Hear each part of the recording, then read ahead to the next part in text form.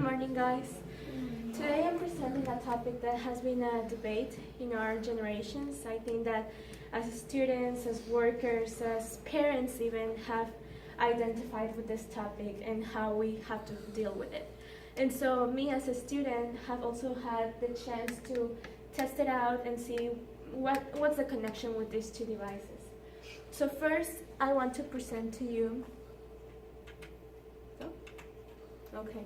My outline. I don't want to overwhelm you with a lot of facts, but I want to tell you what's happening. I'm going to give you some context and I'm going to compare it as well. I'm going to show you my claim, why I think this is important, and why I think books are better than tablets, and my reasons for it. So first of all, I would like to share with you the areas in which we can see these devices are used, and books as well.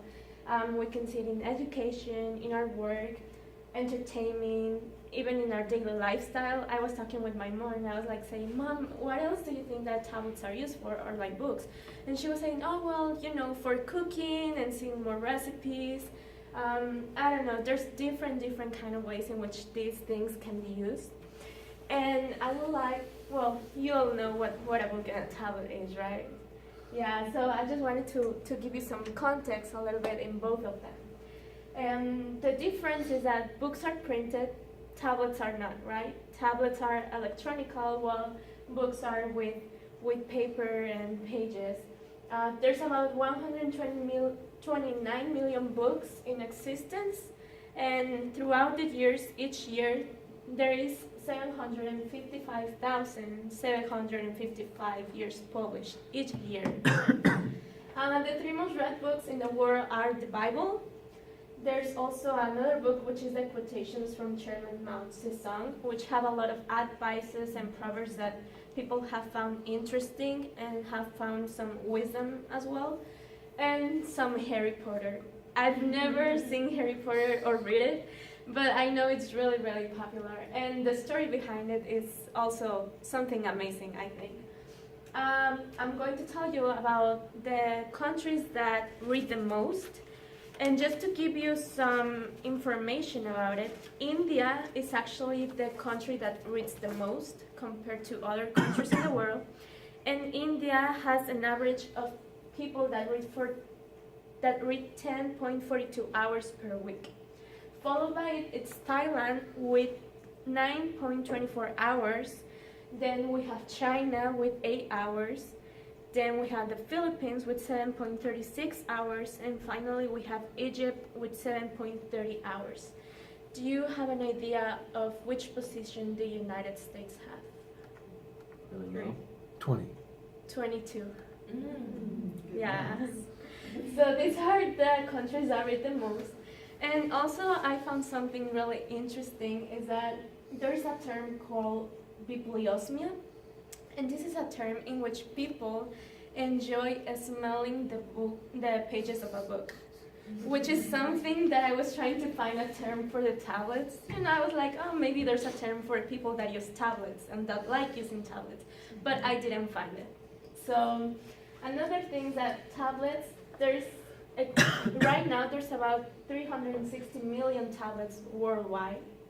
And the reasons that have been most prominent for the use of the tablets are 84% for gaming, 72% for information, and another 50% for just checking email. Microsoft has been actually the one that started out the tablets, but Apple came with a better software that people have enjoyed.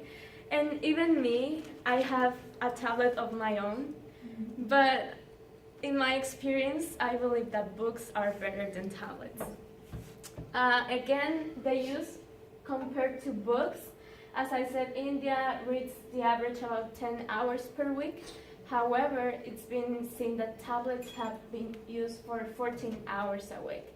So 4 more hours, but it's still a difference, and we can see the comparisons in these two. So this is my claim. I'm saying that books can not only give you access to knowledge at any time of the day, but they can also increase your cognitive thought. They can also give you a higher mental development, and are appropriate for the use of any range group. And the last one that I state, I'm saying it because for what I have found and researched is that tablets are not as appropriate for little kids that are still developing. And if you don't mind mentioning, I was talking with a conversation with Michelle, and she was telling me, well, I have kids and I have found that tablets are not as, let's say, as useful, but they are also not helpful for their mental development. So this is my claim, and now I'm going to tell you the reasons why books are better. This is one of the places I have found in LA. It's called the Last Bookstore. And I really recommend it if you would like to go and see a lot of different books. They even have sculptures with books, and it's like a building just filled with tons and tons of books. So first, I would like to tell you that I'm going to separate my reasons into 3 different fields. I'm going to start with the biological field, then the cognitive field, and why not, also the economic field. So with the biological field, I would like to tell you that books do not expose us to dangers that hinder our health. However, tablets do.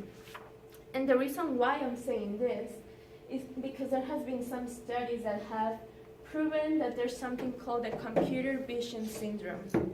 And you wonder, wow, that's something that sounds a little bit hard. And it is, because it causes a lot of different effects in our body. It causes eye strain. It causes muscle tensions, and in some people, by using the handling devices such as the tablet, they even find themselves with tics in their hands that they later on cannot stop. There's also some things that involve our environment, and as I was looking through my information, I have found that books do not compromise as much the protection of our environment, but tablets do. In fact, according to the New York Times, there's an estimated percentage in which there is a 70 times greater than those from making a single book, in which a tablet requires the extraction of 33 pounds of minerals, 79 gallons of water, and 100 kilowatt hours of fossil fuels, resulting in 66 pounds of carbon dioxide. That's how much a tablet takes from our environment. Now, compared to the books only require of 2 gallons of water to make the pulp slurry and to later on process it into the paper, and only 2 kilowatt hours are required to form and dry the sheets of paper. That's the only thing the books need compared to tablets. Another thing that I found interesting is that books do not expose us to radiation as tablets do. And I mean not only tablets, also computer devices, but I found this CT scan of a 6-year-old that has been exposed to a tablet. And there's a high amount of radiation going through their optic nerves and later on transforming into their brain. So this is something that also causes sometimes malformations in the development of their brains. And just as I'll say Hiroshima and Nagasaki, of course the radiation was bigger, right? But till this day, there's some deformations of people that are living there. So that's something that tablets do as well. And also, books do not interfere with our sleep. Tablets do. In contrast, the books have been found that if you are reading before you go to sleep, you sleep better. However, if you are constantly looking at these tablets or our cell phones or any computer, the LED lights that are the lights that are used in the tablets keep your brain active. There's a high activity. This is a scan of the sleep deprivation, and this is a recovery sleep. And the red dots are the ones that keep our brain still awake. So our brains interpret it as if it is still day, so you cannot sleep really, really fast as you would like to. But books allow you to have a better sleep. Now I'm going to talk to you about the cognitively side of the books. And I like to say that books present an easier understanding and comprehension for the reader. This has been in students and workers, and it's found that the reading speed is higher when you're reading from a book than from a tablet. And this is also caused by the display of the tablet. Some are not good quality, so readers tend to read a little bit slower. The books do not have interactive displays as the tablets do, which can cause distractions. The books do not need an understanding of handle management, which is something that people have some difficulty having. And the books do not give an impulse for attention disorders. And I say this because it's been noticed that kids that are being introduced to devices, electronic devices, by the age of 7, they develop attention disorders if they are exposed to these devices as much. Finally, I would like to say economically, books are less likely to be stolen, and they have a higher theft resistance.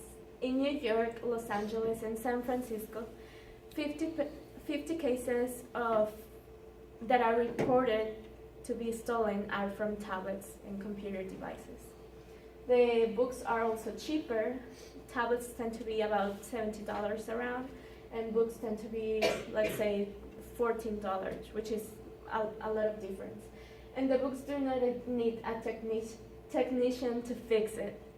So not only tablets need a technician, but we're also paying an extra service to another person that we could have saved. So in conclusion, this is why I believe that books are better than tablets, because they give us access to knowledge at any time of the day. We don't need to be plugging in our books to read them. We can just have it at hand. They give us our cognitive thought, and they give us a higher mental development, and are appropriate for the use of any age range group. Thank you.